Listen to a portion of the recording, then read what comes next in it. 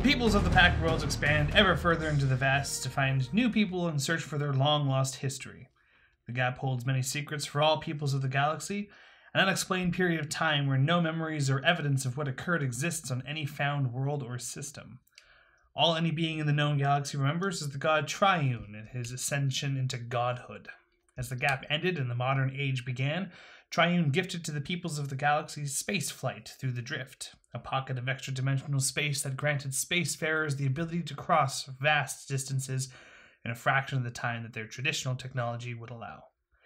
This brought many races to the Pact World system. The peaceful but secluded Kasatha, the timid Shirin looking to live away from their former race, the vile Swarm, and the war-driven Vesk and their imperial conquest of the galaxy.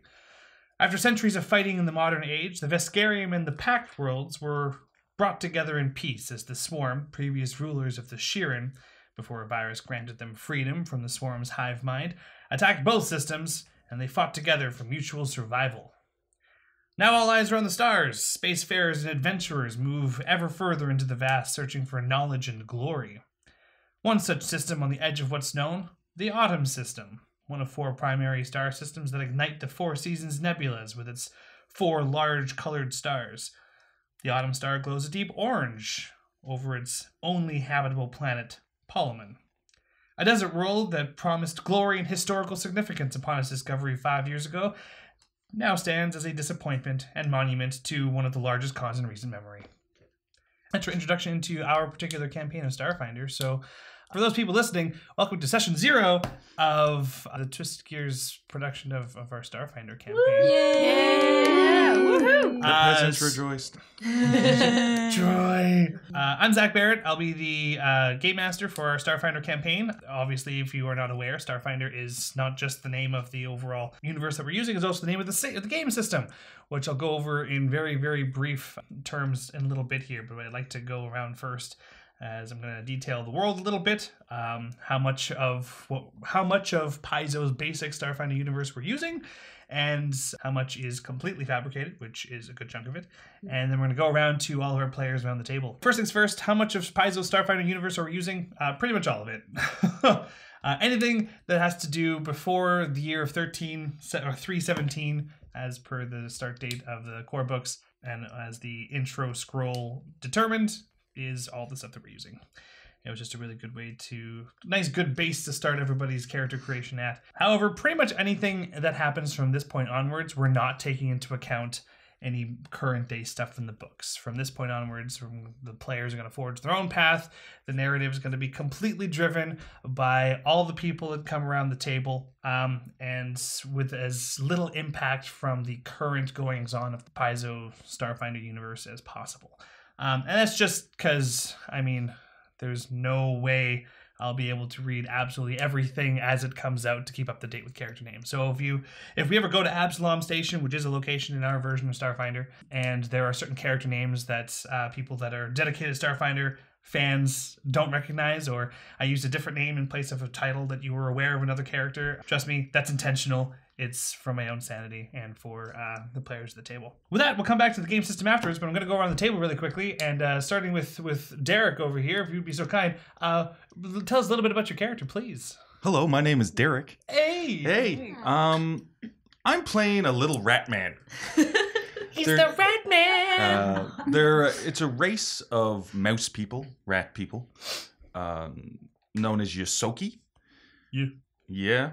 His name is Flinch, and he's a mechanic, which in this game means that he is equally good at computers and engineering and all things in those regards. Just a little description of what he's like. They're quite small, like I said, rat person.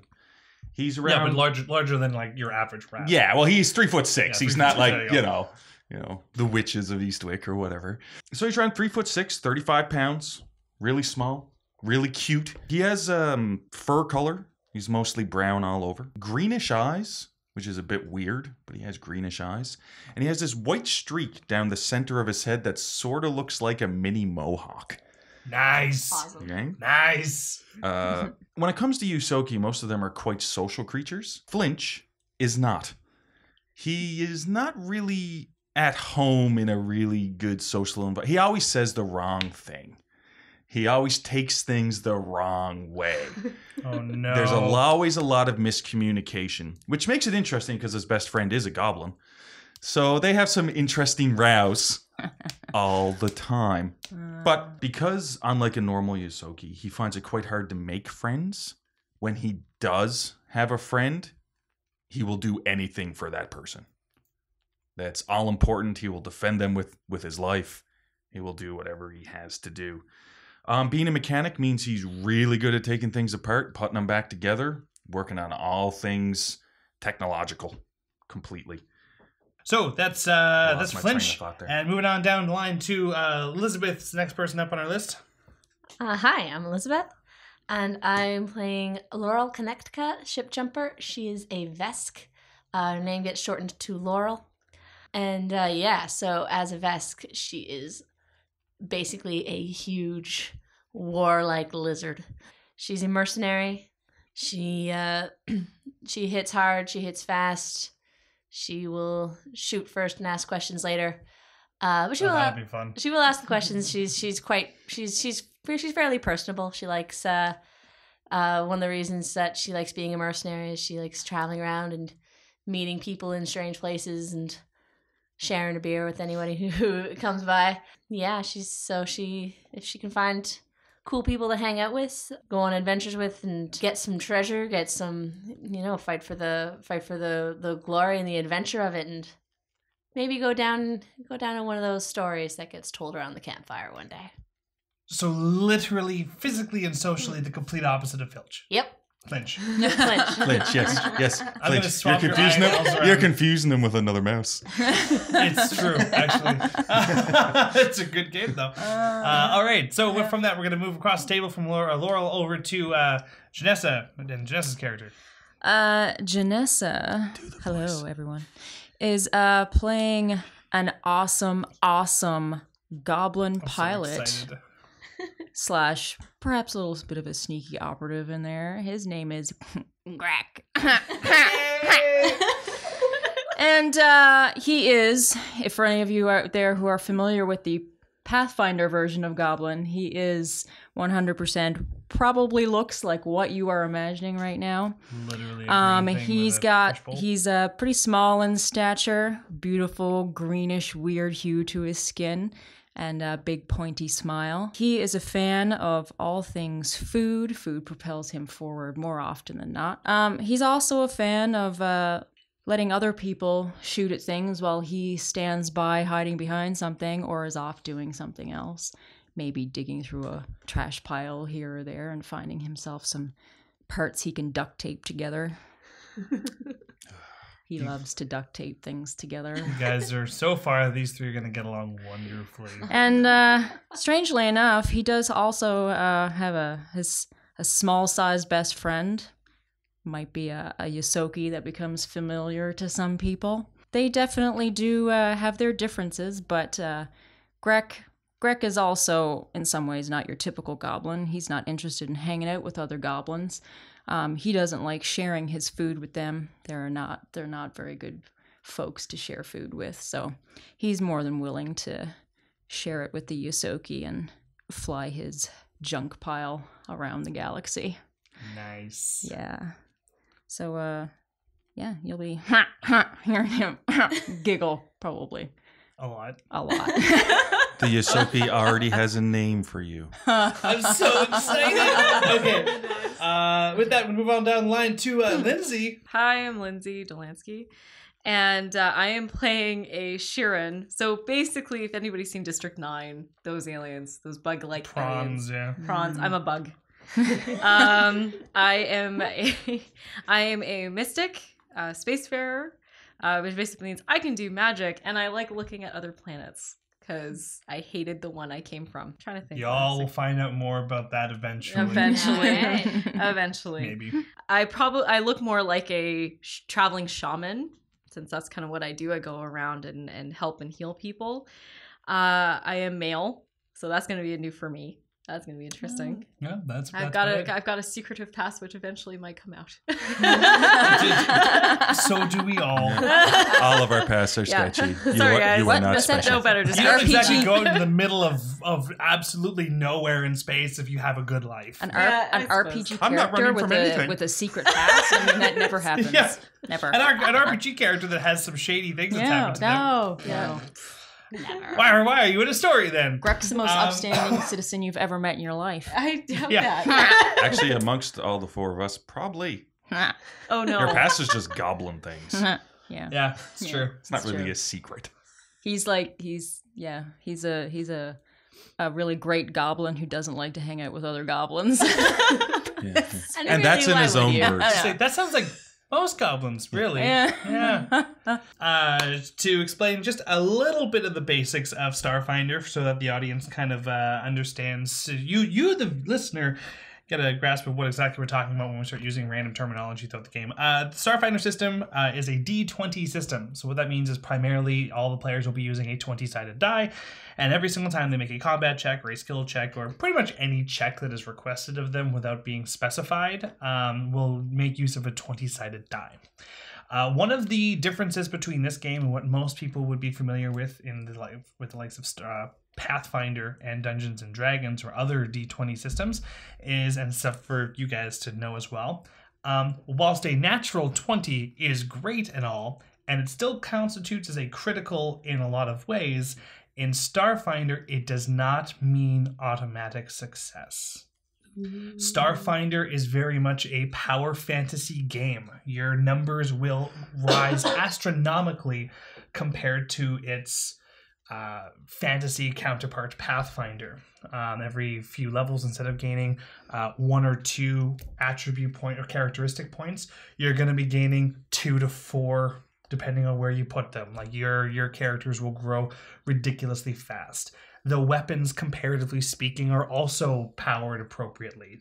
Short sword still deals D6 damage, which means that a cryo-projecting laser beam adequately deals a lot more damage than a short sword.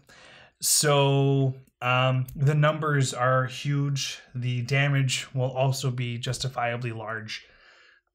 So natural 20 will meet a critical, but it does not guarantee success if the numbers don't exceed the armor classes you're going for. So that's the first big thing to get out of the way right away, is that for those wondering, natural 20s, if you're fighting things within your level, you're guaranteed pretty much to hit, and you'll deal a lot of damage and something to celebrate. But against bosses, there is no guarantee that depending on how you approach the combat, if it is a highly combat-oriented encounter and you yourself are not a highly combat-oriented character, you may not hit with a 20 unless you find some other way around. In the games that I run, I like to, speaking of which, I like to have alternate ways of solving things. So I like having the players coming up and trying to find ways to think outside the box. So don't be afraid to do so. If it is a matter of, hey, it's a boss fight, there's a big combat coming up, we do have some not combat-focused characters. So there is always a way for a non-combat character to find an interesting, unique route to participate in things like that. Other things about the game itself. Health is relatively static in the game. So unlike most fantasy RPGs where damage is just a straight number that is chipped away at until you reach 0 and there's a death mechanic, how health works in this game is that our players have stamina points. The stamina points are your first line of defense against death. Your constitution, your hardiness, is the thing that determines the unique stamina quality points for your character. Those are not the same from other members of your race and class to other members of your race and class. That number can be different from one Vesk soldier to another Vesk soldier. When you are dealt damage, these are the points that are removed first. These are the points that are easier to heal. Once those points reach 0, we then start chipping away at the aforementioned health points, or HP.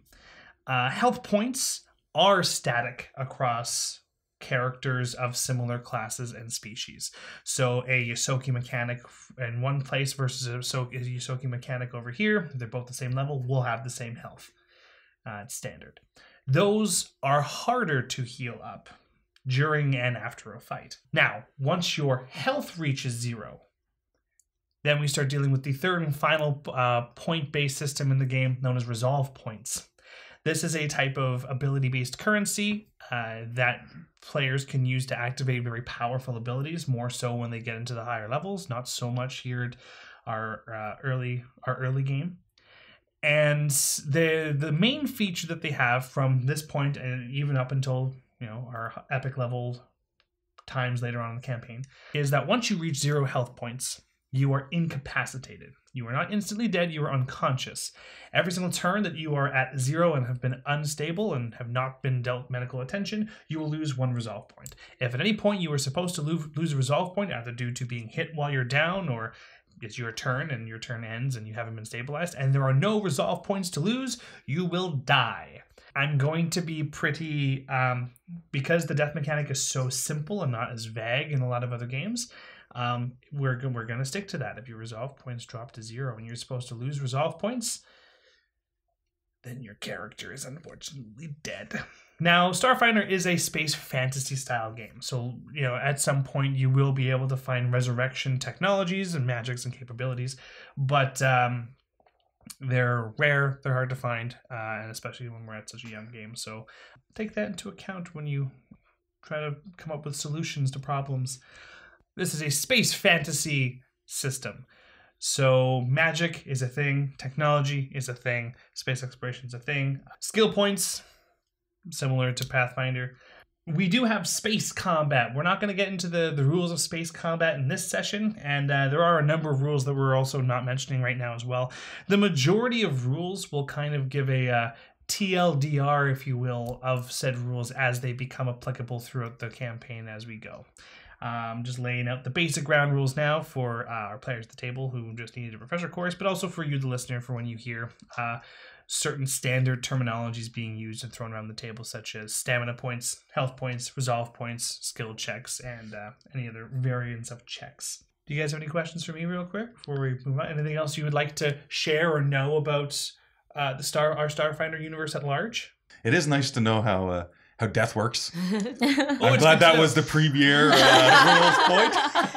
Oh man, are we playing Cthulhu or what's this? Just because natural 20s don't mean automatic success. Yeah. Natural ones still mean automatic failures. I love it.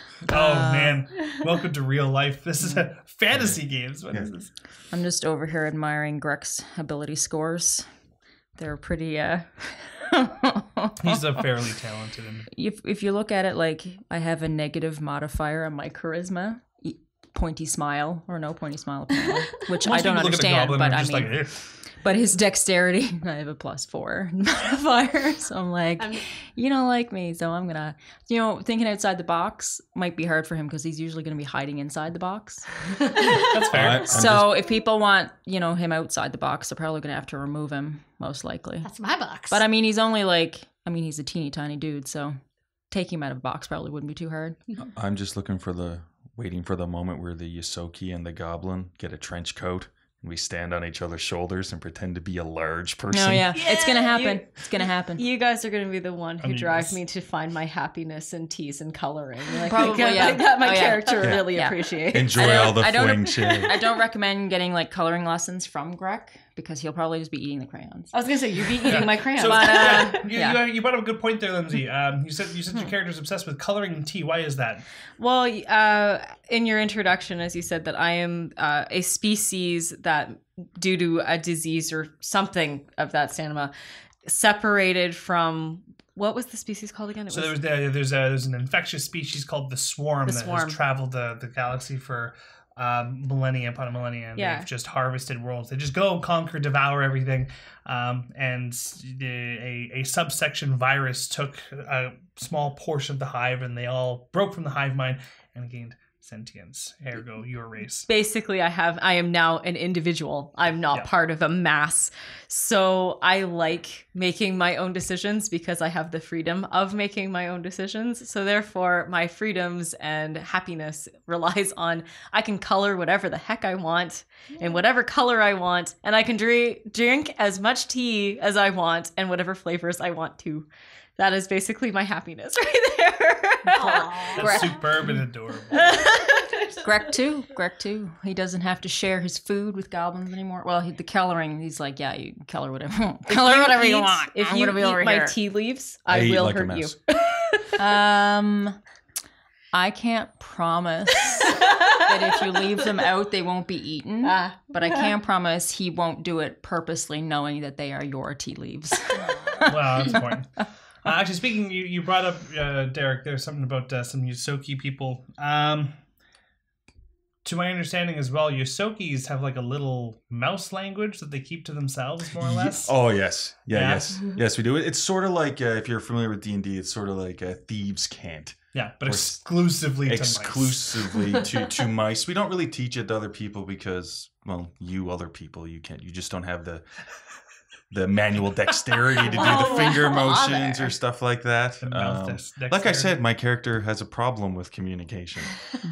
Oh, good, because I only communicate through telepathy, so that's going to be interesting. You don't want to be in Greg's head. Oh, dear. Telepathy and mind reading are two very different things. That's fair.